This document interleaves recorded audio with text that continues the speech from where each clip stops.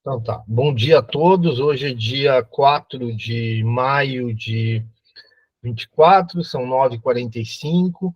Nós estamos fazendo a nossa primeira aula online, né? Para vocês pegar a mecânica das nossas aulas de revisão, tá? É uma revisão da tarefa, acho que é a tarefa 3, né? Da disciplina. 4. É a tarefa 4, desculpe.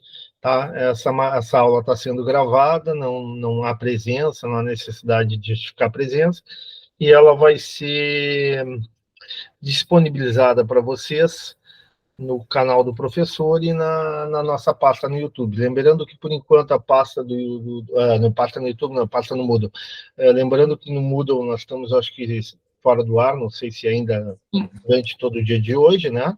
Mas assim que tiver no ar, o professor coloca a aula. E no YouTube, o professor baixa essa aula e depois coloca no grupo aí no WhatsApp. Bom, vamos lá, então. O que nós temos, então? Nós temos aqui a quarta lista da disciplina, tá? E a primeira pergunta é responda verdadeiro ou falso, tá? Pode ler para mim a minha primeira questão? Na visão de um gestor em saúde, a sociedade tende a ponderar os custos e benefícios para decidir os tipos e quantidades de poluição que vai permitir. Esse é um conceito muito interessante, tá, pessoal? Porque a gente tem que entender que toda ação humana, toda a interferência do ser humano, ela gera custos e benefícios. Por exemplo, na questão ambiental, na questão da poluição, né? Lembrando que a poluição afeta a saúde da população, né? Lembrando que a poluição vai gerar uma série de doenças, uma série de problemas, por exemplo, problemas respiratórios, a poluição sonora gera problemas auditivos, né? A poluição dos rios pode gerar problemas, né? de doenças intestinais e por aí vai, né? Mas, ao mesmo tempo, né? O ser humano precisa produzir bens e serviços, precisa gerar energia, né? O ser humano, na sua atividade, ao produzir bens e serviços, ele produz riquezas, ele gera renda, ele gera emprego, né? Ele gera arrecadação tributária, recursos para que o Estado possa investir em saúde, educação e outras áreas. Tá?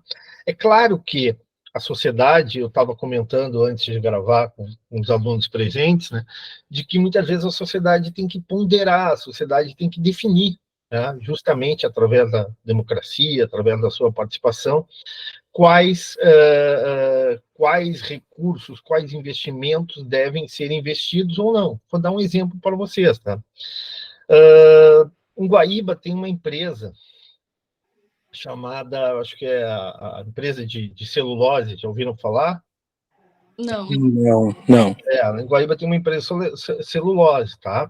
Uma empresa que produz papel, tal, né? Hoje em dia cada vez menos, né? Porque tu tem cada vez mais o uso diminuto de papel, mas na década de 70, 80, o papel era uma coisa muito demandada, muito exigida pela sociedade, né? As pessoas precisavam fazer contratos, precisavam fazer documentos, cadernos, assim por diante, né? Então, o papel era uma coisa muito importante. E essa empresa, ela só veio para o Rio Grande do Sul, na época o nome dela era Borregar, tá? E ela só veio para o Rio Grande do Sul porque ela foi proibida, né? Foi proibida, foi expulsa, digamos assim, da Europa, principalmente dos países lá nórdicos, né? Noruega, Suécia, Dinamarca, porque era uma empresa extremamente poluente. Então, a sociedade de lá, de forma autônoma, de forma democrática, disse: olha, esse tipo de indústria nós não queremos, não nos interessa, entendeu? Porque nós já atingimos um nível de desenvolvimento, nós já temos uma riqueza necessária para não precisar desse tipo de poluição. Tá? Mesmo que gere emprego, mesmo que gere renda, mesmo que isso significa aumento do comércio, aumento da economia. Então naquele momento, para aquela sociedade lá do norte da Europa, que tinha um nível de desenvolvimento mais alto, esse tipo de empresa não era não se justificava. Mas e para onde veio essa empresa? Justamente para cá. Por quê? Um país mais pobre, um país onde a necessidade de geração de emprego, necessidade de geração de renda, necessidade de geração de recursos públicos, né, de impostos cobrados, tributos cobrados, para atender, né, demandas sociais. Então, nós, como sociedade porto-alegrense, lá, a cidade de Guaíba, se sujeitamos, né, a receber uma indústria, né, uma indústria de celulose que gerava poluição através das suas chaminés, que gerava um cheiro horrível, muitas vezes, né, exalava um cheiro horrível. Tá? A produção de papel na época não tinha filtros, não tinha o tratamento desses resíduos, e esse cheiro, parecia de ovo podre, chegava na cidade. Se vocês perguntarem aos seus pais, aos seus avós, tá? Eles vão comentar justamente a Beauregard. Perguntem para os seus avós, vocês vão ter uma história bem legal, né? E ao mesmo tempo triste, porque era uma poluição que chegava, era uma perda de bem-estar, uma perda de saúde que a população assumia em função do quê? Em função de escolhas, em função desse tipo de indústria ser benéfica, né, para a cidade de Guaíba, para a geração de emprego, para a geração de renda. Então, quando a gente examina a questão 1, né, que é basicamente, na visão de um gestor, né, em saúde, a sociedade tem de ponderar os custos e benefícios para decidir os tipos e quantidade de população que vai permitir, verdadeiro, né, pessoal? Assim como a sociedade lá do norte da Europa decidiu que esse tipo de indústria não era oportuna para eles naquele momento, né? Nós aceitamos receber uma indústria que era poluente, por quê? Porque identificamos mais benefícios do que custos ao admitir essa empresa como uma empresa que fosse atuar na economia gaúcha. Entenderam? Sim. Sim. Ficou claro? Alguma pergunta? Ficou claro? Ficou claro, sim. Tá. A questão 2, tá? A pergunta 2 ainda, lê para nós, Yasmin.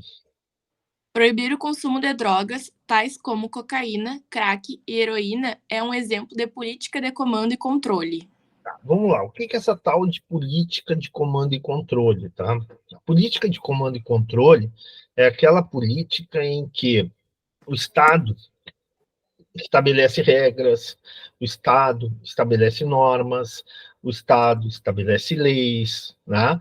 O Estado define o que pode e o que não pode.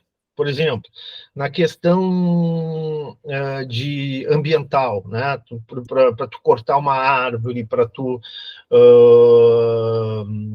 fazer uma limpeza de uma determinada área, né? Para tu instalar uma empresa em uma determinada região, tu tem que ter uma licença ambiental. Isso é uma política de controle, de comando e controle. Né? Tu tem que, na área de restaurante, na área de alimentação, tu tem que ter uma licença da vigilância sanitária. E por aí vai, por exemplo, no caso de medicamentos, né? No caso de medicamentos, devido à questão da segurança clínica, tu tem que ter uma autorização, né? Uma autorização por parte da autoridade pública para que aquele medicamento, para que aquele fármaco, ele possa entrar em uso, ele ser utilizado em larga escala pela população, a partir de uma fiscalização, a partir de uma avaliação da segurança clínica daquele medicamento, daquele fármaco, entenderam? No caso dos Estados Unidos, tem um órgão famosíssimo, que é o FDA, o que é o FDA, né? Vou botar aqui, ó, FDA, porque, ó, Food, Drugs, que é drugs em inglês significa medicamentos, tá? Administration. Tá? Então, seria o quê? O chamado FDA. Esse é o órgão responsável nos Estados Unidos para incorporar ou não novas tecnologias. Né? Por exemplo, novas tecnologias em saúde, novos fármacos, novas próteses, novas órteses, novos procedimentos tecnológicos, novos procedimentos cirúrgicos, por aí vai. Né? Então, toda vez que tu tem regulamentos, normas, regras, né? O Estado estabelece a chamada política de comando e controle. No caso aqui, o que o Estado define? O Estado vai definir... Fala. No caso, é verdadeira porque é uma política de comando e controle do Estado proibindo o consumo. Exatamente, ou seja, o Estado diz o seguinte, olha, a sociedade não quer consumo de drogas, a sociedade não aceita que os nossos filhos, que os nossos jovens venham consumir cocaína, crack, heroína e outros tipos de droga. Isso pode mudar? Pode, né? Pode mudar, né? Hoje em dia já se aceita o consumo de maconha para fins medicinais. Tem países como Uruguai, próprio Portugal e outros países, né, que são mais a Califórnia, nos Estados Unidos, onde tu tem, né, maior liberdade para consumo de determinadas drogas. Mas tudo isso é definido por quem? Pelo Estado. O Estado representando o quê? Os interesses da sociedade, ou pelo menos o que a sociedade crê, o que a sociedade acredita naquele momento da história. Entenderam? Sim. Então, novamente, eu tenho uma resposta verdadeira. Tá bem? Uhum. Próximo.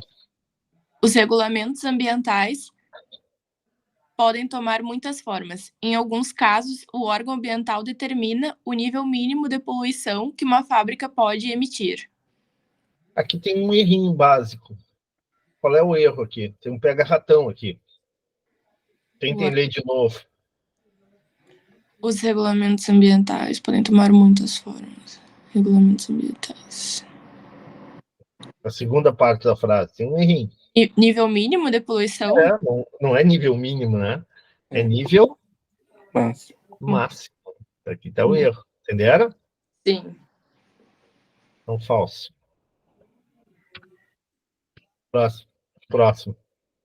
Em vez de regulamentar o comportamento em resposta a uma externalidade, o governo pode usar políticas baseadas no mercado para alinhar incentivos privados com eficiência social. Um exemplo desse tipo de política é a política de limites de poluição. Tá, isso aqui é interessante, tá? Muitas vezes, uma atividade econômica, o consumo ou a produção de um bem gera externalidades, tá? Vou dar um exemplo. Vou pegar um exemplo bem simples, tá? No caso do cigarro. Quando a gente fuma, tá? Ninguém fuma aqui no grupo, né? Não. Mas vocês conhecem gente que fuma? Conhecem? Sim. Com certeza. Tá. Quando a gente fuma, a gente está, em tese, está nos prejudicando, concordam? 100%. Sim. Né? É o que a ciência diz, né? Mas, ao mesmo tempo, a gente está gerando uma externalidade negativa. Não tem o fumante passivo, já ouviram falar? Sim, com bastante. Isso é uma externalidade negativa, né? Ao consumir, nós estamos internalizando prejuízos, né? Estamos internalizando os malefícios do consumo de cigarro, mas, ao mesmo tempo, o que nós fazemos? Nós externalizamos para quem está próximo de nós, esses malefícios, né? Ou seja, se eu estou fumando dentro de casa, ou num ambiente fechado, dentro da sala de aula, na sala dos professores, no meu emprego, né, eu estou gerando um malefício para mim e estou gerando externalidades negativas no consumo, na medida em que outras pessoas também estarão fumando, né, inalando, melhor dizendo, aquele cigarro. Entenderam? Vou dar um exemplo para você. Eu gostava muito, quando tinha a idade da Yasmin, do Ricardo, de ir para boate, né? E ficava lá, né? Idade 22 anos, 20 anos, tal, e virava à noite lá, chegava às 11 da noite, saía às 4 da manhã, né? Na boate. E, na época, não sei como é que é hoje, se é proibido fumar dentro das boates ou não. É proibido ou não? Não, tem área para fumante daí, que é um espaço aberto.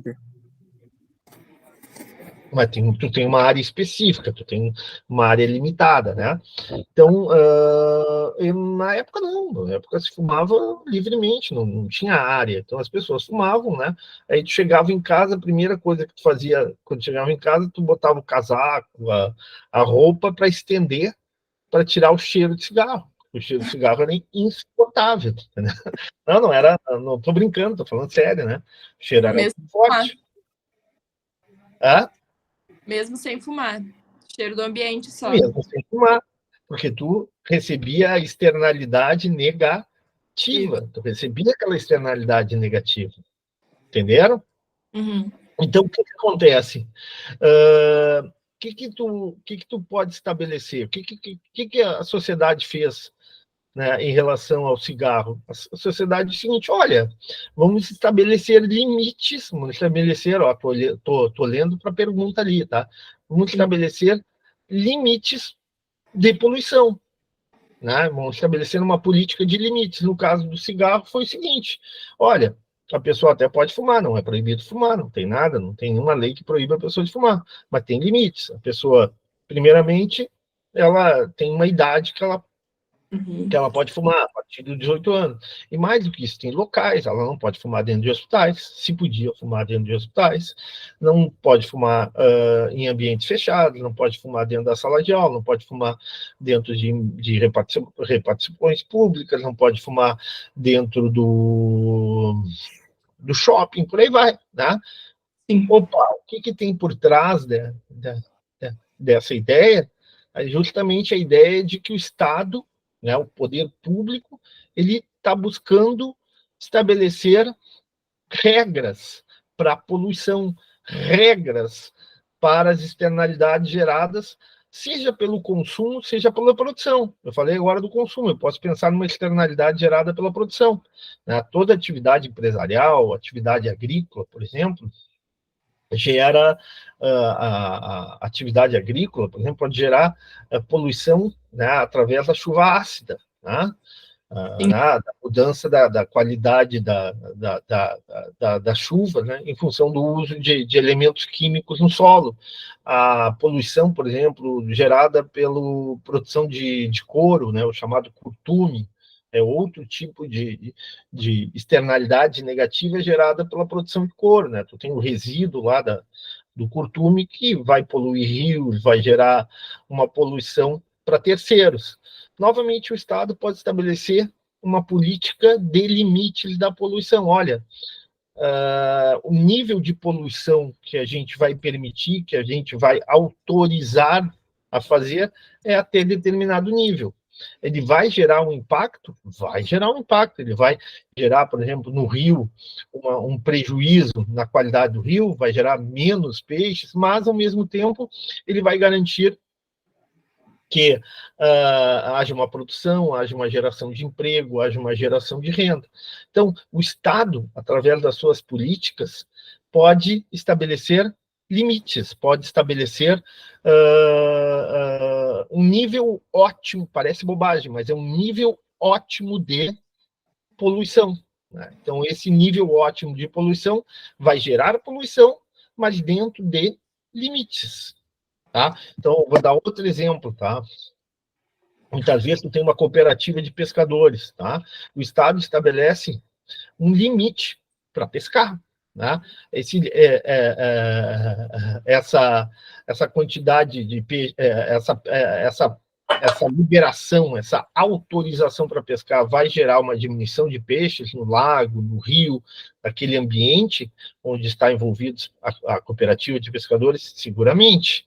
Porém, vai garantir também renda, vai garantir a subsistência de famílias. Então, a sociedade pode nem proibir, nem deixar livremente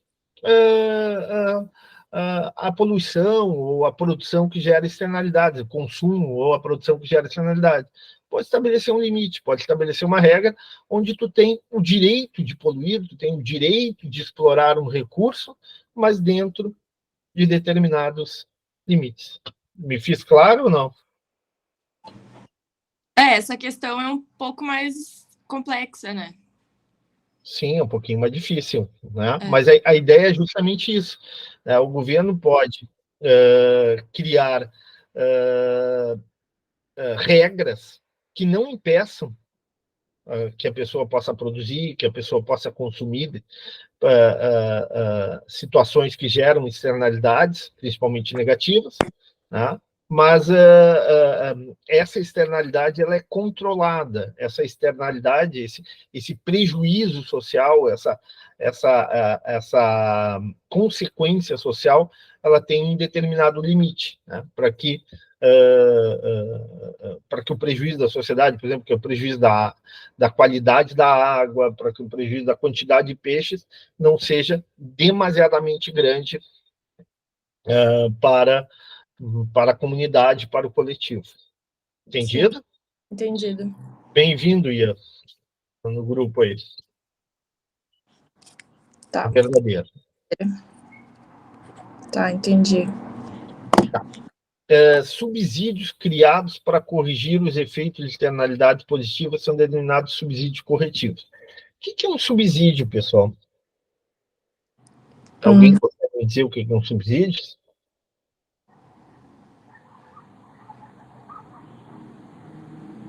Não tenho certeza. Eu achava que era, no caso, o valor para... Como é que eu vou explicar? Tipo... Não sei explicar bem. Subsídio, vamos dar um exemplo, tá? Bem simples. O que é melhor que uma cidade tenha, que as pessoas se desloquem pela cidade de ônibus ou se desloquem com seus carros? Para a mobilidade urbana. De ônibus, eu acho. Vai Ônibus. ter o fluxo Ônibus, né? Porque vai gerar menos congestionamento, vai gerar menos poluição sonora, vai gerar menos poluição do ar, né? As pessoas vão se deslocar em menos tempo, né? Vai gerar um bem-estar coletivo maior, concordam ou não? Sim. Então, as pessoas se deslocarem de ônibus geram externalidades positivas ou externalidades negativas? Positiva? Positivas. O que o Estado, né, o poder público, pode... como é que o poder público ele pode incentivar o uso do transporte coletivo, o uso do ônibus para gerar mais externalidades positivas? O poder público pode ser chamado a política de subsídios, né? A política de reduzir o custo ou, digamos assim, atender, pagar uma parte do valor da passagem de ônibus para que a pessoa se sinta estimulada, para que a pessoa se sinta incentivada de deixar o seu carro e ir para o trabalho, ir para o lazer, ir para a escola de ônibus, entenderam? Ou seja, o Estado está estabelecendo um subsídio que pode ser parcial ou integral, né? Por exemplo, as pessoas, estudantes não têm um subsídio parcial, que é o transporte, como é que é a passagem escolar? TRI, Isso, né? é o TRI escolar. O trabalhador não tem um subsídio parcial, que é o Vale Transporte? Sim. Opa! Por quê? Porque é bom para a sociedade que o estudante vá para a faculdade de ônibus. É bom para a sociedade que o trabalhador vá para o seu local de trabalho de ônibus, porque isso gera externalidades positivas, isso gera diminuição da poluição, isso gera melhora da qualidade de vida, isso melhora a mobilidade urbana, faz com que as pessoas tenham menos tempo de deslocamento, fiquem menos tempo presas no trânsito. Né? É o Estado, através de uma política de subsídio, incentivando, estimulando, né, atividades que geram externalidades positivas. Assim como o Estado pode cobrar impostos para corrigir os efeitos de externalidades negativas, o Estado também pode ofertar subsídios para corrigir os efeitos de externalidades positivas. Querem um exemplo na área da saúde? A farmácia popular. Né? Tu não tem o professor lá que compra o medicamento dele para hipertensão, ele não paga muito menos do que o valor do medicamento? Sim. E consegue até de graça. Muitas vezes consegue até de graça. Por quê? Porque a sociedade acredita que as pessoas se medicarem, as pessoas evitarem a hipertensão e outros problemas, né, vai diminuir a pressão sobre a alta complexidade do sistema público de saúde, né? Vai retardar a entrada dessas pessoas no sistema público de saúde, ou seja, vai gerar uma série de benefícios. Entenderam? Novamente, tu tem o que? Nesse caso, um subsídio integral, se for de graça, ou um subsídio parcial para estimular o consumo de bens que geram externalidades positivas. Entenderam? Agora é um Ficou auxílio. claro? É um auxílio, né? Geralmente um auxílio, um incentivo. Eu gosto mais da palavra incentivo que auxílio. É um incentivo que o Estado cria, né, para estimular determinados consumos. Consumo de medicamentos preventivos, o consumo do transporte coletivo. Tá? Agora não me vem outra questão à cabeça, por exemplo, tu tem a merenda escolar, é outro tipo de subsídio, né? Por que é a merenda escolar, né? Tu oferta gratuitamente a merenda para garantir que as crianças sejam incentivadas a irem, ou os pais levem as crianças para as escolas, entenderam? Sim. O próprio nas universidades privadas não tem o FIES? Tem. Né? Que é um sistema de financiamento com vantagens, com juros baixos, com prazo de pagamentos longos. Né? Por quê? Porque a sociedade acredita que a pessoa na faculdade vai gerar externalidade, não só vai se beneficiar, porque vai ter mais conhecimento, mais cultura, vai ser mais produtiva para a sociedade, mas também vai gerar externalidades positivas, né? Vai ser bom para todos. Já falamos isso no início da aula, aqui, né? Antes da gravação, né? Uma sociedade mais educada, uma sociedade menos racista, mais tolerante, com a diferença, uma sociedade mais produtiva, por aí vai. Entenderam? Sim. Ok? Verdade? Deira. Tá bem? Alguma pergunta, algum questionamento? Não, entendi agora essa. Tá claro? Sim. Ô, professor. Professor, é assim, peço desculpa, mas é que a vizinha da minha mãe aqui, Tranquilo, não ela tem tá fazendo uma obra, daí pode sair. Não, eu vou ficar. Pode desligar o microfone. Né? Para vocês não ter que estar escutando. Tranquilo, sem problema. Ian, tudo tranquilo? Se não quiser abrir o microfone, pode falar pelo chat, tá? Não precisa falar pelo microfone. Então tá. Tá. Vamos lá para a próxima questão aqui, tá? Qual é a próxima? Lê para nós ali, Yasmin. A regulamentação. Se puder também, claro. A regulamentação determinaria um nível de poluição, ao passo que o imposto conferiria aos proprietários das fábricas que geram externalidades negativas um incentivo econômico para reduzir a poluição. Então vamos lá. O que é regulamentar? Regulamentar é lei, é norma, é regra. Regulamentar é dizer o seguinte: olha, vocês podem determinar um nível máximo de poluição, né? Pode consumir um determinado nível de drogas. Não é isso que está sendo discutido no Supremo? Sim. O que é consumo, o que é né, comércio de drogas? Opa, tu está regulamentando. Então, tu pode regulamentar um nível de consumo de determinado bem, que faz mal para a população. Tu pode regulamentar um nível de pesca, né?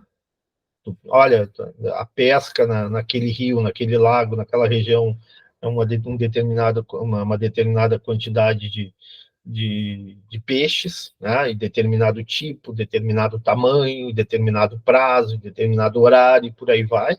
Tá? Isso é regulação, isso é regulamentação, isso é norma, isso é lei.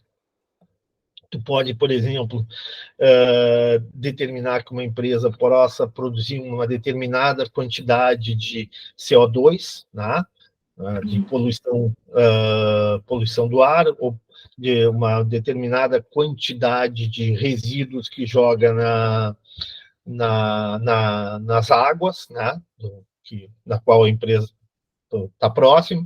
Ou seja, isso é regular, tá? Regular é determinar um determinado nível de consumo, um determinado nível de poluição. Até aqui está certo. Ao passo que o imposto conferiria aos proprietários das fábricas que geram externalidades negativas um incentivo econômico para reduzir a poluição. Aqui é diferente.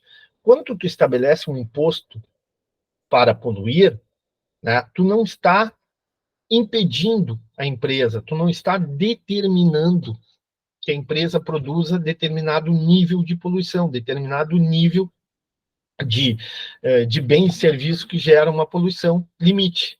Não, ela está dizendo, ó, tu pode produzir o que tu quiser, tu pode produzir o quanto tu quiser, só que quanto mais poluição tu gerar, mais imposto tu vai pagar para a sociedade. Por quê? Porque quanto mais poluição tu gerar, mais prejuízo para o coletivo tu vai gerar. E esse prejuízo tu tem que recompensar a sociedade através de ações, através da cobrança de impostos. Então, ao invés de regulamentar, o Estado diz o seguinte, olha, tu polui o quanto tu quiser, mas, todavia, quanto mais tu poluir, mais imposto tu vai pagar para a sociedade. Por quê? Porque mais prejuízos tu está conferindo para a sociedade. Vou dar um exemplo, tá? No caso do cigarro. A sociedade regulamenta o consumo, concordam? A gente falou, né? Que é a política comando e controle. Por que a sociedade regulamenta o consumo? Porque a sociedade proíbe, porque o Estado proíbe de consumir de criança até 18 anos consumir cigarro, porque o Estado regulamenta, estabelece limites para consumir em determinadas áreas, em determinados locais, assim por diante. Mas, ao mesmo tempo que o Estado faz isso, o que o Estado faz? Vocês sabem que o preço de um maço de cigarro deve ser 8, 10 reais. Vamos supor que seja 10 reais, tá? Desses 10 reais que tu paga do maço de cigarro, mais de 6 reais é imposto. Opa, o que a sociedade, o que o Estado está dizendo? Eu não vou te proibir de poluir, de consumir o cigarro. Só que tu vai pagar um imposto pelo consumo do cigarro. Por que tu vai pagar um imposto pelo consumo de cigarro? Porque no momento que tu está consumindo cigarro, tu está gerando externalidades para a sociedade. Mas eu não estou consumindo na escola, eu não estou consumindo no shopping, eu não estou consumindo no meu local de trabalho. Que externalidade eu estou gerando negativa? Sim, tu está gerando, porque tu está ficando mais rapidamente doente, tu vai mais rapidamente demandar um sistema único de saúde, tu vai exigir recursos médicos, tecnologias cada vez mais caras para tratar os teus problemas decorrentes desse consumo. Entenderam? Então, sim, a sociedade é a seguinte, opa, tu não está proibido de consumir cigarros, só que tu vai pagar um preço alto por isso, né? Nós vamos te cobrar um imposto muito alto pelo consumo desse cigarro. Me fiz claro ou não? Sim. Entenderam? Então, são duas coisas que acontecem ao mesmo tempo. Por um lado, a sociedade, na questão do cigarro, limita, estabelece regras, a chamada política de comando e controle, estabelece limites para o consumo desse cigarro, né? Condições para tu consumir esse cigarro, para evitar a externalidade negativa direta, né? Que seria o chamado fumante ativo. Mas, além disso, a sociedade também estabelece assim, opa, esses malefícios que tu vai internalizar, né? Esses malefícios que tu vai gerar pelo consumo de cigarro, como doenças, o câncer de pulmão, doenças do coração, AVCs, assim por diante, isso também prejudica a sociedade, porque tu vai demandar muito rapidamente, ou mais, né, de forma mais precoce, o sistema público de saúde, tu vai demandar médicos, tu vai demandar hospitais, tudo isso vai pressionar o sistema único de saúde. Opa, o que nós vamos fazer? Nós não vamos te proibir de consumir, tá? Nós, mesmo que seja lá, no teu quarto, na tua casa lá, nós não vamos te proibir de consumir. Pode comprar quantos quiser. Se quiser comprar 300 maços de cigarro por dia e consumir, tu vai. Só que tu vai pagar um imposto por isso. Por quê? Esse imposto vai sinalizar para ti o seguinte: olha, tu está gerando um impacto futuro sobre o orçamento do SUS, sobre o orçamento, sobre os gastos do SUS. Entenderam? Sim. Ficou claro mesmo? Ficou. Eu vi um jornal sobre o imposto do pecado. Tem como objetivo, exatamente, o imposto com a reforma tributária. Eu não gosto desse nome, né? Pecado, parece que, mas é uma coisa meio divina, assim. Mas tudo bem, né? No fundo é isso, né? Mas Sim. então, se a pessoa, então, por exemplo, a cachaça, o uísque, a vodka também pagam um imposto enorme dentro da mesma lógica, dentro da mesma lógica do cigarro. Não é proibido, ninguém te proíbe. Claro que não vai dirigir, beber e vai dirigir, né? Tu não vai beber e vai dar uma aula, nada disso, vai trabalhar, né?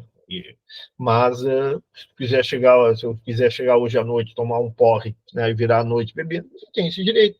Só que em cada garrafa de cachaça, em cada garrafa de uísque, de vinho e tal, vai ter um imposto, uma carga tributária muito grande, justamente porque essa pessoa provavelmente vai ter problemas no fígado, chamada cirrose hepática, né?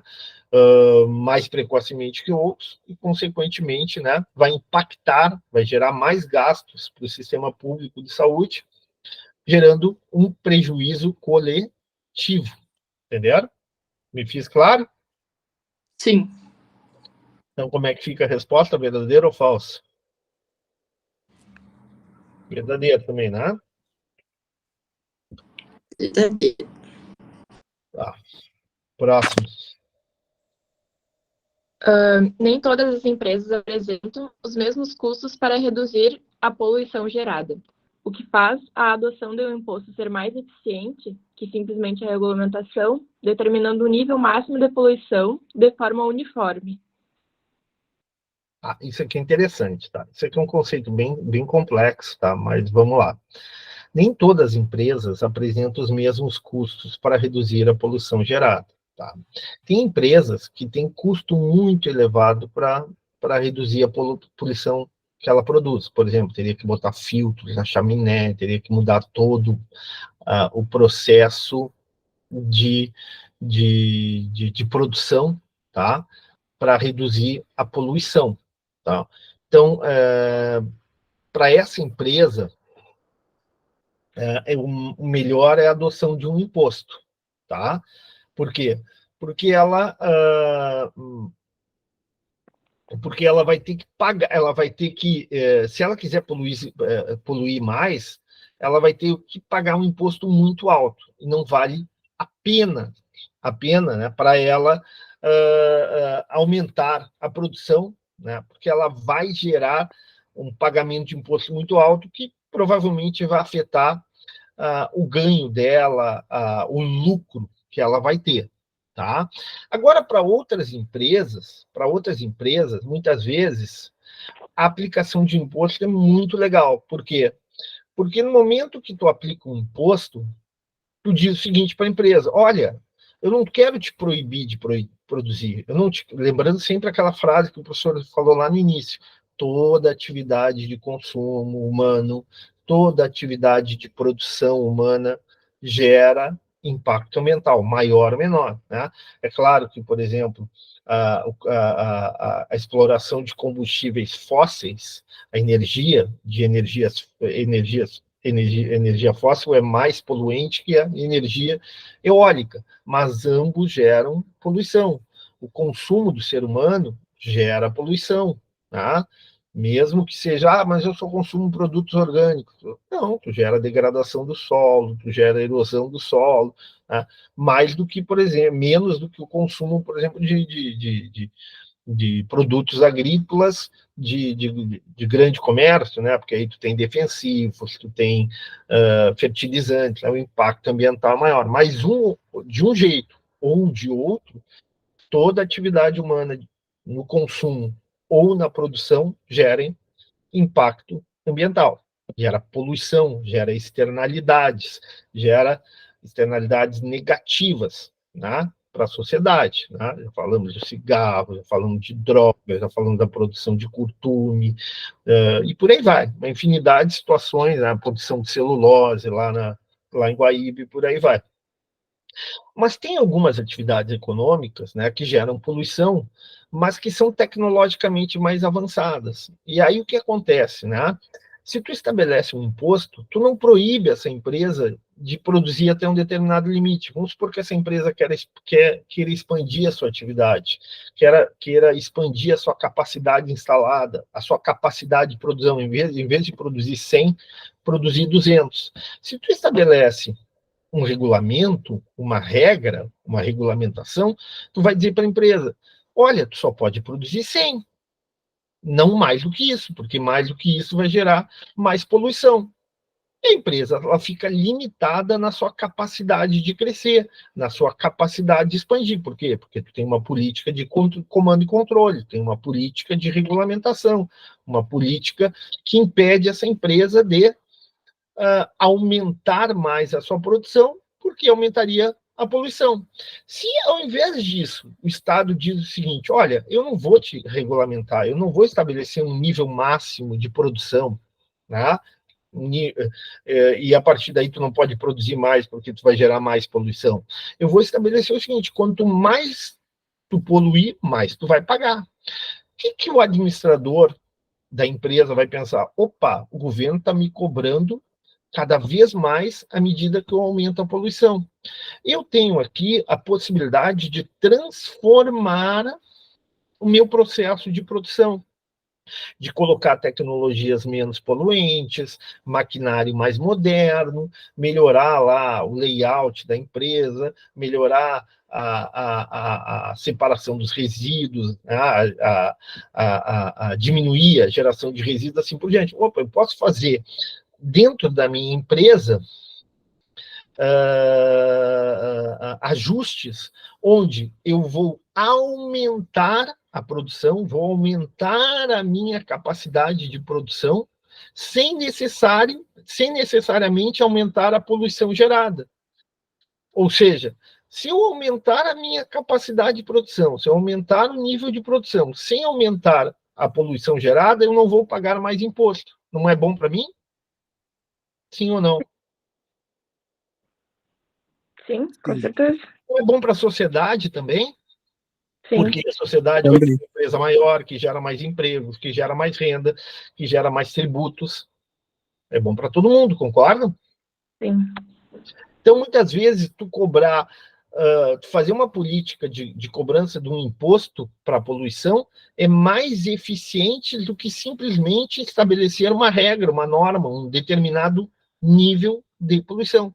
Porque tu estimula a empresa, tu incentiva a empresa a melhorar o seu processo de produção, a melhorar a sua tecnologia, utilizar mais tecnologias mais modernas para poluir menos. Entenderam? Sim. Então, verdadeiro. Tá, vamos lá. E, pessoal, é impossível a gente revisar todo o questionário hoje, tá? Eu estou cansado. Geralmente as aulas de revisão é 1 hora, tá? Tá. Então, vamos fazer o seguinte. Vamos fazer aqui, tá? Vamos ver se a gente vai até a 4. A 2, a 3 e a 4, depois a gente faz uma segunda parte da revisão dessa quarta lista. Pode ser? Pode. Sim. Então, vamos lá para a pergunta 2. Tá. Lê para nós. Sobre a política... Pode ler, Ricardo. Tá. Sobre a política de crédito carbono com o objetivo de evitar o aquecimento global, responda os seguintes questionamentos justificando a sua resposta. Pode ser considerado uma solução pública ou privada para reduzir as externalidades negativas? Tá, então vamos lá. O que é política? Já ouviram falar da política de crédito carbono? Não. Qual é o grande problema do mundo hoje que se discute, né? A questão do aquecimento global? Emissão do CO2? Emissão de CO2, né? Quem é que mais polui no mundo? Quem é que mais gera CO2? As indústrias? Sim, mas quais são os países mais poluentes do mundo? Estados Unidos? Estados Unidos, China e Europa. Quem são os menos poluentes? Os países da África, os países da América, né? Os países da Oceania, ok? Sim. Tu tem 3 continentes que poluem muito, que é a Europa, a América do Norte, principalmente Estados Unidos, né? Canadá nem tanto, bem menos. E a Ásia, né? Principalmente aquela região ali da China, Japão, Coreia, Índia, né? São países que poluem muito, né? E tem outros que não tanto. O que faz o mundo? O mundo é um só. A gente não pode dividir o mundo em continentes, né? O mundo, já ouviram a palavra sustentabilidade? Não viram a palavra chamada sustentabilidade? Sim. O que é sustentabilidade? Sustentabilidade é uma capacidade máxima de um mundo suportar determinada coisa. A gente suportar por exemplo, a sustentabilidade de uma região na questão dos recursos hídricos, da mata nativa e por aí vai. No caso do mundo, pensando no planeta, né, sustentabilidade, né, para garantir uma quantidade mínima de peixes, aí tu tem, né, quanto que tu pode pescar para não diminuir o manancial de peixes, né, os cardumes de peixe, assim por diante. Bom, no caso do mundo, o grande problema é o seguinte: se a gente começar a produzir demasiadamente gás carbônico, CO2, né, vai ter o aquecimento global. Concorda? Sim. Então, o que faz o mundo? O mundo tem que estabelecer regras. O mundo tem que estabelecer um acordo planetário, um acordo global entre os países para poluir, né? Então, quem produz mais, polui mais. Quem produz menos. Quem produz mais vai ter que pagar, né, para poluir, porque isso gera um impacto ambiental.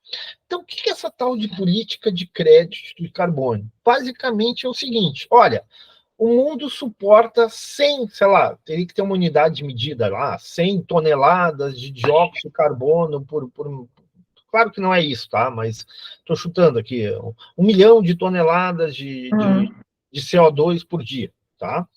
Aí a gente vê o seguinte: olha, é isso que produz o máximo. Aí tu estabelece cotas. O Brasil vai ter 5 desses 100 milhões, 5%, os Estados Unidos vai ter 10, a China vai ter 10 ou 15, a Argentina vai ter 3, e por aí vai, a África do Sul vai ter 4, ok, tudo bem. Mais do que esses 100 milhões de toneladas, o mundo não aguenta. O mundo começa a aquecer, começa a derreter né, derreter as calotas polares, começa a ter problemas climáticos em regiões, como está acontecendo aqui no Rio Grande do Sul, e por aí vai. Tá? Não que haja uma associação direta a isso, nesse caso específico, né? Mas no caso das calotas polares, sim, né? O aquecimento global está derretendo, principalmente lá o Polo Norte. Bom, como é que tu fala? Mas o país quer continuar crescendo. Tu pode fazer a chamada política de crédito de carbono, ou seja, tu pode negociar. Aquele país que está consumindo mais do que a cota dele, por exemplo, Estados Unidos está consumindo mais que os 10%, está consumindo 13%, 16%. Opa! O que pode acontecer? Ele pode comprar o crédito de carbono de outro país que produz menos. Vamos supor que o Brasil tem uma cota de 8% e está consumindo 5%, está sobrando 3%, concordam? Sim. Então, os países mais pobres, os países menos industrializados, podem vender para os países que mais crescem, para os países mais ricos, para os países que mais produzem, o chamado crédito de carbono, mantendo o nível máximo, o chamado nível de sustentabilidade do planeta, né? Para que esses 100 milhões de toneladas por dia não seja mais do que isso, e, consequentemente, gere desequilíbrios ainda maior para o planeta. Tu está fazendo o quê? Tu está fazendo uma negociação, né? Os mais poluentes, os que geram maior impacto, né, no aquecimento global, se quiserem continuar crescendo, se quiserem continuar expandindo as suas atividades, vão ter que pagar, né, pelo crédito de carbono daqueles países que menos crescem, que menos poluem. Garantindo o quê? Garantindo uma sustentabilidade planetária. Entenderam? Sim. Claro que não é fácil esse acordo, tá? Esse acordo teria que ser um acordo tipo Protocolo de Quioto, um acordos internacionais do meio ambiente, mas cada vez mais os países se reúnem, discutem, né, essas negociações, né, de crédito de carbono, justamente para quê? Para garantir uma sustentabilidade planetária, né, garantir que o planeta, né, possa se manter, né, em condições habitáveis para o ser humano. Né? Então, a política de crédito de carbono nada mais é do que uma negociação de direitos, né, de direitos de poluição. Então, aquele que polui mais vai pagar pelo direito de poluir mais, e aquele que polui menos vai vender aquele direito de poluição que ele não usa. Entenderam? Uhum. Sim. Mas, no caso, então, é uma solução pública, né? Não necessariamente, né? Claro, é uma solução pública porque a gente fala em países, né? Da gente fala, público, países é público. Na verdade, tu tem uma negociação de direitos de propriedade. Né? O Brasil tem direito de poluir 10% dessa cota, ou 8% dessa cota. Ele não está, esse é o direito de propriedade dele, tá? Ele não está poluindo 8%, ele está poluindo 5%. O que o Brasil pode fazer com esse direito? Vender esse direito. Para quem? Para a China, para a Índia, para a Europa, para os Estados Unidos, que são os países que mais poluem. Entenderam? Sim. Tá? Então é uma solução privada, né? Porque é uma negociação dos direitos de propriedade. Tá? Nunca tinha ouvido falar disso? Pior que não. Se eu ouvir, não, mas eu acho que não. Eu também não. Então, é justamente essa a ideia de garantir a sustentabilidade planetária. Vamos supor, tá? Agora pensar não no planeta, pensar numa pequena comunidade, tá? Numa comunidade de pescadores. Tem pescadores que têm barcos maiores e tem pescadores que têm barcos menores, concordam? Sim. Tem pescadores que são mais jovens e tem pescadores que são menos jovens, tá?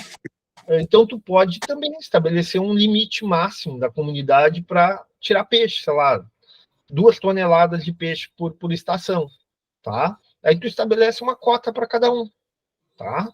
Cada um tem uma cota para pescar. Só que o cara que tem um barco maior, que tem mais aptidão, que é mais disposição para trabalhar, que tem redes melhores, puxa, eu quero produzir, eu quero pescar mais. Já o outro que tem um barco menor, ou tá com o barco estragado, ou tá doente, ou tá muito velho, opa, eu não estou conseguindo pescar a minha cota. O que eu posso fazer? Comprar a cota do... Negociar os direitos de propriedade, né?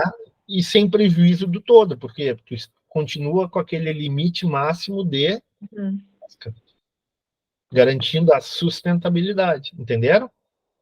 Sim. Sim. Ficou claro? Ficou. Tá. A questão 2 ali, apresenta ou não custos de transação significativos. Esse custo de transação é o seguinte, quanto maior o número de países, quantos países nós temos no mundo? Deve ter mais de 100 países, né, no mundo, seguramente, né? Sim. É muito difícil tu negociar com 100 países, concorda? Imagina botar 100 pessoas na mesma mesa. Olha a ONU, né? Cada um tem um pensamento diferente, uns defendem a Palestina, outros defendem Israel, uns defendem a Ucrânia, outros defendem a Rússia, por aí vai, né? Então, o grande problema de negociar essa política de crédito de carbono, basicamente, são os custos de transação. O que é o custo de transação? Cada país tem a sua política, cada país tem a sua visão de mundo, cada país tem a sua no que acredita melhor para si e não para o planeta. Né? Primeiro, o que a gente falou no início da aula? Os grupos pensam, né, as comunidades pensam primeiro em si ou pensam primeiro no todo? Primeiro em si. A mesma coisa vale para os países. Lá, os Estados Unidos está preocupado com a política deles, política de crescimento deles, política de desenvolvimento do país, geração de emprego. O mesmo vale para a China, o mesmo vale para a Índia, o mesmo vale para o Brasil, o mesmo vale lá para os países da Europa. Então, à medida que eu tenho muitos agentes políticos envolvidos, muitos agentes sociais envolvidos, muitas vezes que eu tenho muitos agentes econômicos envolvidos, os custos de transação, os custos de negociação se tornam extremamente elevados. Tá? Então, não é fácil. Uma coisa é tu negociar se tu tem 2 pescadores, tá? Cada um tem uma cota. É fácil. Agora, tu imagina, tu tem 50, 60 pescadores. Cada um vai ter o seu interesse, cada um vai ter a sua situação. A negociação dos direitos de propriedade se torna muito mais difícil. Tá bem? Uhum. Porque esse aqui ficou com cota muito alta, eu estou com uma cota muito baixa, não é justa essa distribuição de cota, eu tinha que ter uma cota mais alta em relação ao outro, né? O outro vai, não, eu tenho que ter cota mais alta, porque o meu barco é maior, porque eu sou mais jovem, porque eu estou há mais tempo aqui, né, pescando, e por aí vai. Né? Então, quanto maior o número de agentes envolvidos, sociais, econômicos, políticos, tá? Mais difícil é tu fazer essa negociação, maior é o custo de transação. Ficou claro? Ficou. Então, seria correto responder assim: apresenta, sim, custos elevados, pois leva em conta que são muitos agentes econômicos envolvidos. Agentes sociais, nesse caso do crédito carbono, não são agentes econômicos, são agentes políticos, né? Porque são representantes dos países, né? Pode ser agentes sociais, pode ser agentes econômicos, né? Como tu tem muitos agentes políticos envolvidos, cada agente tem o seu interesse, a negociação se torna muito morosa, se torna muito difícil, né? Tu tem que conceder favores para um, para outro, e geralmente os acordos, né, demoram para acontecer, né, gerando custos de transação significativos. Sim, entendi. Tá. O último ali pode ser descrita como uma política pública com licenças negociáveis? Exatamente. Vou dar outro exemplo. Tem um programinha na televisão a cabo, não sei se vocês viram, o negócio do jacaré, que os caras caçam jacaré. Não lembro. Tinha um programinha que tu tem, tá? Novamente, tu tem lá no sul dos Estados Unidos, tem aquela região de pântano, assim como no Brasil tu tem o Pantanal, lá nos Estados Unidos, no sul dos Estados Unidos, lá naquela região do Alabama,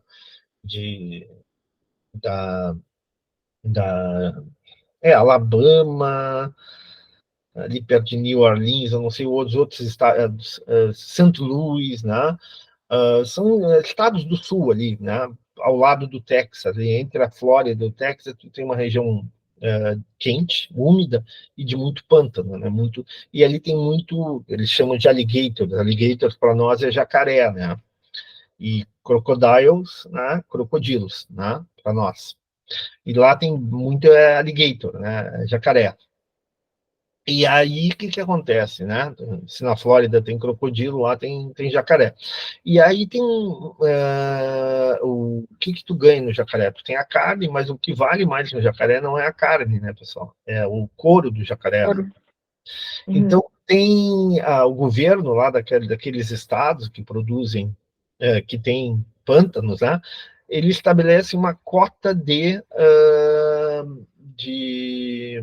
caça de jacaré. Vamos supor, a cada ano eles vendem, sei lá, 500 licenças para caçar jacaré. Entendeu? Eles fazem um leilão lá e a pessoa pode ir lá comprar.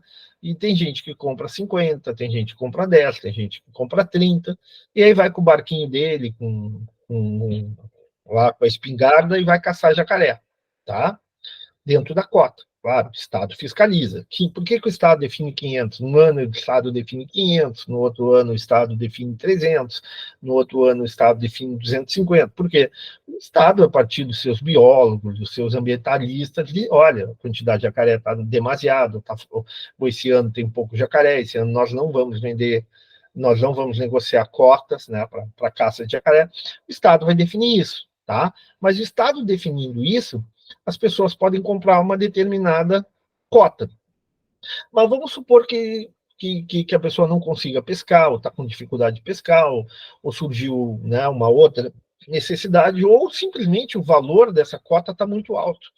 A pessoa pode simplesmente vender para outro que queira comprar essa cota. tá? Continua sendo o limite máximo de venda de jacaré, de caça de jacaré, continua sendo 500 naquele ano. Só que há chamadas licenças negociáveis. Um negocia com o outro a venda desse direito, né? A venda desse... Ó, tá passando agora o pessoal da Polícia Civil aqui. Eu moro no centro, né, pessoal? Mas é que eu moro na parte alta, para mim não tem problema, né? Sim. A Duque é bem alto, então para mim não atinge a questão dos alagamentos. Bom, então o que acontece? Então tu tem justamente isso, tu tem uma política pública onde as pessoas negociam licenças. Assim como tu pode negociar licenças de cota de jacaré, de caça de jacaré, tu pode negociar licença de caça de pesca de peixe, de pesca de caranguejo. Tem um programa que fala só sobre caranguejo lá do Ártico, né?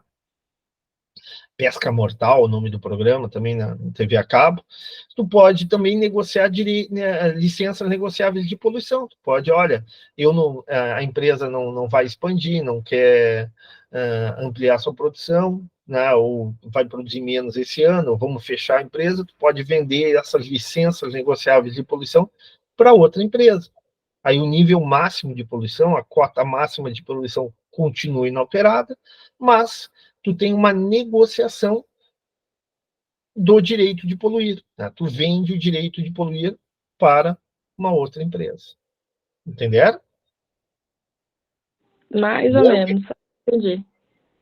Ricardo, entendeste? Essa nem tanto, mas eu acho que essa eu não entendi muito bem, não. Não, a licença negociável é o seguinte: o Estado define um limite de poluição, de pesca, de caça de jacaré, e a partir daí distribui cotas, distribui um percentual para cada um. E aí o Estado aí deixa livremente as pessoas negociarem esse direito, né? Comprarem e vendendo. Se eu quero pescar mais caranguejo, eu compro o direito do outro. Se eu quero poluir menos, se a minha empresa vai produzir menos, poluir menos, eu posso vender esse direito para outro. Mas a quantidade de poluição é a mesma, né? Uma quantidade de poluição que gera um impacto menor para a população. Se tu deixar livremente, cada um vai poluir de acordo com o seu interesse. Tá bem? Tá, obrigado. Pessoal, vamos para a pergunta 3, tá? Está muito alta, muito grande a aula. Não gosto de aula muito comprida, tá? Porque não fica muito demorado, tá? Mas vocês verem como tem matéria, né? Como tem conteúdo, né? Muito. Então, vamos ter que fazer uma outra aula para continuar essa revisão, porque realmente tem muita coisa para falar. Lê para nós, Ricardo. Pode ler? Sim. A diferença entre custo social e custo privado é uma medida do A. Perda de lucro pelo vendedor como resultado de uma externalidade negativa. B. Custo de uma externalidade. C. Redução de custo quando uma externalidade negativa é eliminada. E D. Custos incorrigidos pelo governo incorridos pelo governo quando este convém no mercado. Intervém no mercado. Desculpa. Tá, vamos lá. Isso aqui é o seguinte. Isso aqui, claro, o ideal seria dar em aula, mas vamos lá. O que nós temos? Nós temos chamado... Quando eu fumo um cigarro, tá? Eu tenho um custo para mim ou não? Tem. Eu tenho um malefício? Tem. Tem, né? Por quê? Uhum. Porque vai piorar meu pulmão, vai piorar minha capacidade respiratória, vai a questão vai afetar meu coração, vai afetar minhas veias, assim por diante. Então eu tenho um custo privado, concordam? Sim.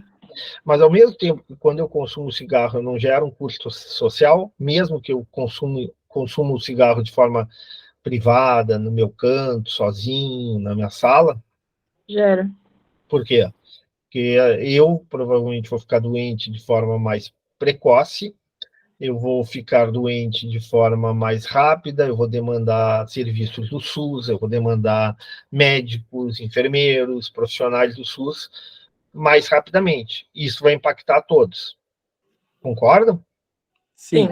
Então, toda vez que eu estou consumindo drogas, que eu estou consumindo cigarros, que eu estou comendo em excesso, que eu estou bebendo em excesso, eu estou gerando um custo privado para mim, mas também estou gerando um custo social. Concorda? Sim. Tá. Quando uma empresa produz um determinado produto, tá? Por exemplo, uma empresa de produção de... Por exemplo, a gente está falando de curtume, pode ser sapato, tá? A empresa produz um sapato.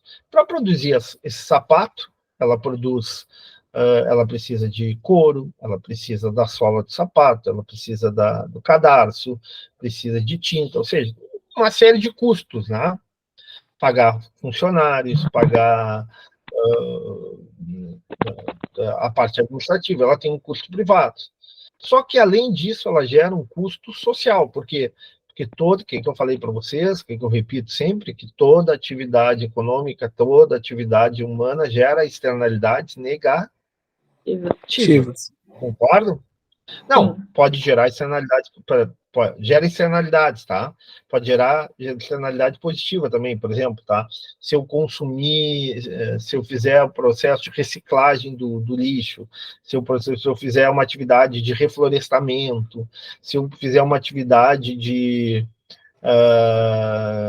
recolocação de peixes em mananciais, em áreas em rios, em lagos, também pode gerar um benefício, né?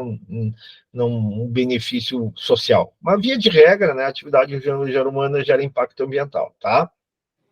Bom, então tu tem uma diferença entre o custo social e o custo privado, tá? Então vamos voltar para a questão do cigarro, que é bem claro.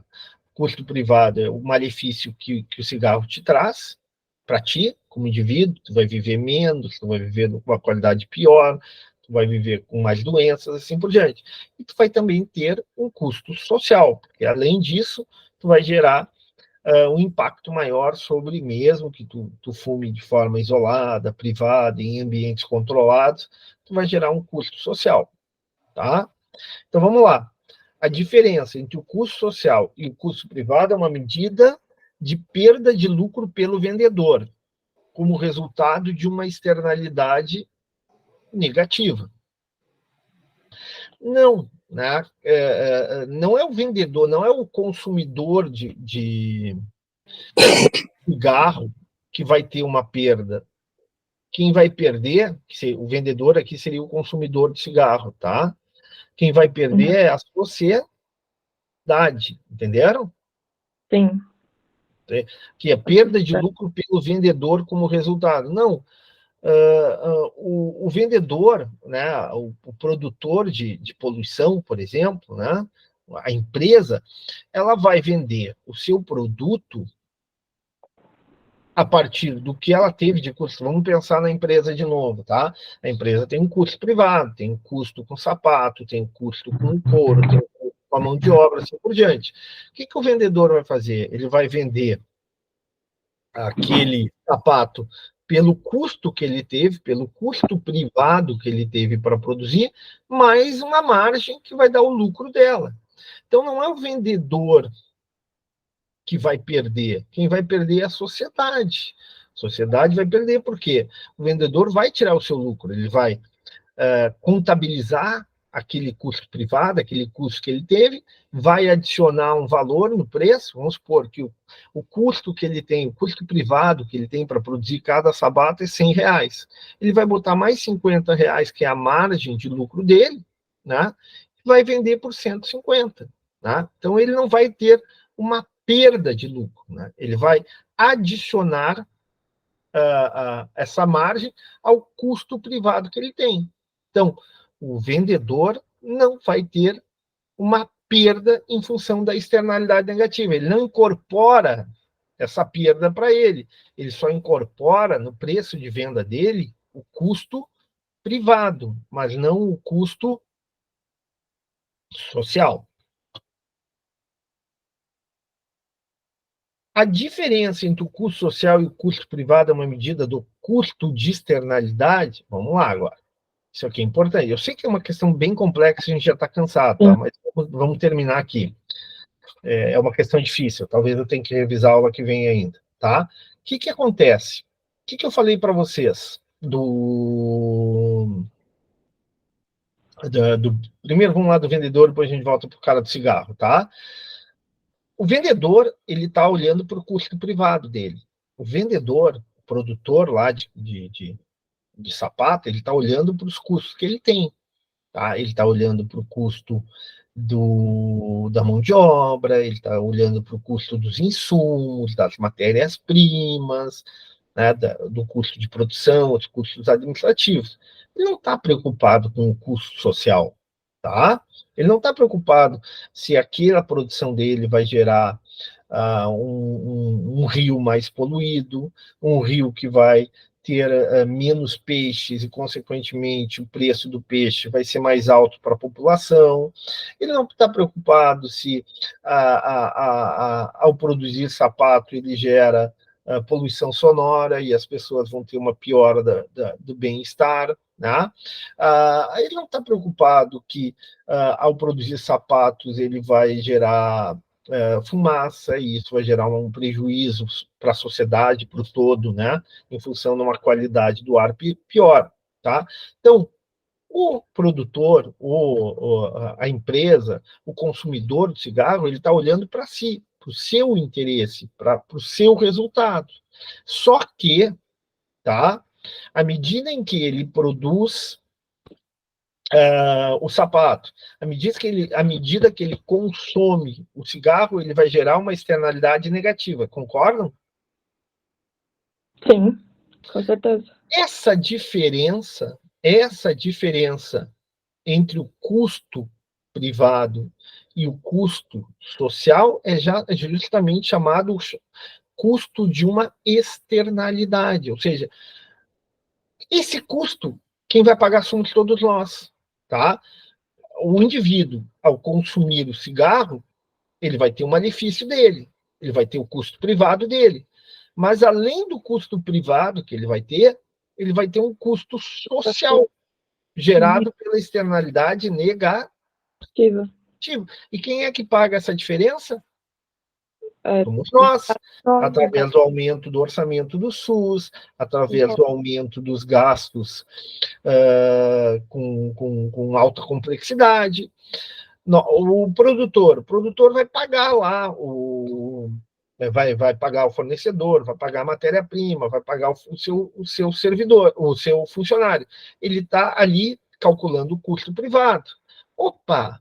Mas, além disso, ele vai gerar uma externalidade, porque ele vai piorar a qualidade do rio, vai diminuir a quantidade de peixes, ele vai piorar a qualidade ambiental, lá, ele vai aumentar a poluição sonora, ele vai gerar problemas de bem-estar para a população, ele vai gerar um prejuízo na qualidade do ar. Opa! Mas ele está focado, o seu produtor lá de sapatos está focado no custo dele, no custo privado. Mas a sociedade não, a sociedade vai pagar, além do custo do sapato, vai pagar mais, concordam? Porque, sim, além do valor do sapato, nós vamos pagar um custo social, que é menos peixes disponível, peixes muitas vezes que geram doenças, ou um preço mais alto para pagar o peixe, né, para pagar pelo peixe. Nós vamos ter problemas de audição, vamos ter que ir em médicos, fonoaudiólogos, tal, e vamos ter um custo por ter um barulho maior. Nós vamos ter e morar na vizinhança ali perto da fábrica de sapato. Nós vamos ter problemas de saúde, problemas de asma, vamos ter que tomar mais medicamentos em função da piora da qualidade do ar. Opa, nós temos um custo social além do custo privado, que é pagar pelo sapato quando a gente compra um sapato, né? E esse custo é gerado pelo quê? Pelas externalidades. Entenderam? A diferença entre o custo social e o custo privado? Tá bem, pessoal. Por hoje, a gente podia continuar, tem muita coisa para falar, é muita coisa, muito conteúdo, tá? Tem muita questão, mas a gente tem tempo, tá? Não tem... Vamos com calma. Depois até vamos fazer... Não vou definir nada hoje, porque tem pouca gente na sala de aula. mas a gente vai conversar, inclusive, sobre datas de prova, porque semana que vem não vai ter aula presencial, não sei se vocês viram, né? E a gente Sim. recebeu me fugiu o nome, o que a faculdade emitiu dizendo que a semana toda não vai ter, né, no caso. Exatamente. Então, na próxima aula online, nós vamos conversar sobre isso, tá? Vamos definir um novo cronograma de aulas, uma nova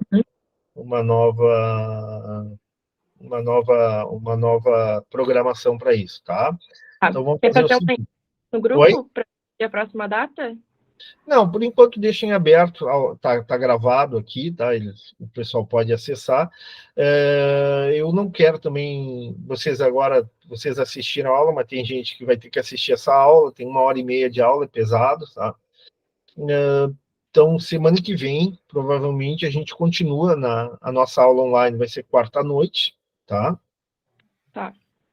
Então, nós vamos ter aula online, uma aula um pouco maior, e se vocês quiserem, né, é uma vontade de vocês, eu não vou ficar também pressionando vocês, eu poderia dar uma aula segunda-feira à noite, não sei como vocês estão, tá? Mas isso depende de vocês, depende do interesse de vocês. Se reúnam entre vocês no grupo, se vocês concordarem, porque tem muita coisa, né? Tem muita matéria, a gente avançou Eu pouco. acho que eu não sei se ela não vai dar aula, a Não sei se a Vânia não vai... Pois é, também tem essa questão do horário. Por isso que eu uso mais o final de semana, né, pessoal? Por isso que eu tento usar o final de semana para justamente não atrapalhar o horário dos outros professores, né? Mas aí fica a critério de vocês é que definem, tá? A motivação de vocês, eu me coloco à disposição aí para ajudar vocês. Se não, ficamos com a aula para quarta-noite, tá bem? Tá, Tá ela certo. não mandou ainda o que vai ser, mas aí dependendo a gente avisa se ela vai dar só. Avisa, daí a gente pode ter mais 1 hora de aula na segunda noite, tá? Tá Combinado. certo. Então agradeço Obrigado. para vocês a atenção aí, um bom final de semana para todos. Obrigado, viu? Tchau, tchau. Tchau, bom final de semana.